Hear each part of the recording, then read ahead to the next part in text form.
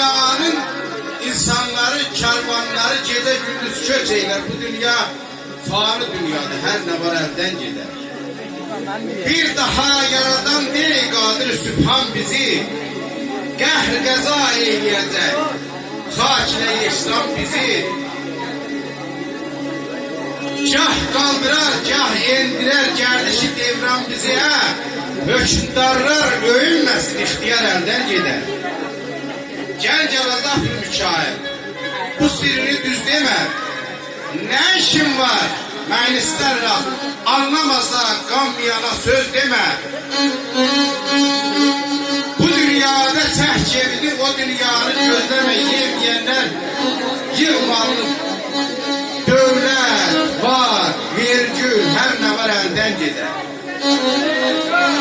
Əl var, parmaqlarını qızılladasan, cansız daşıyır insan eləyir. Əl var, neştər vurup sızıldadasan, uçurub abadı bir anı. Əl var, qabarıdı işdən əməkdən. Əl var, yay günündə çıxmır ərcəkdən. Əl var, əsəzdən, əl var, köhnən yazıb binqani. Ələ hökm eləyən yalnız ürəkdir. Xain ürəklərin ömrü gödəkdir. Pis əllərin köş kəsiləcək yerlər. Əli belə güman edir. Zarafat eləmə, qurbanın olur. Bu dünya zarafat meydanı deyil. Karışığa yerişi, rahat yerişti. Bu meydan şöhlemat meydanı değil. Oynadık çok şey umar, oynama.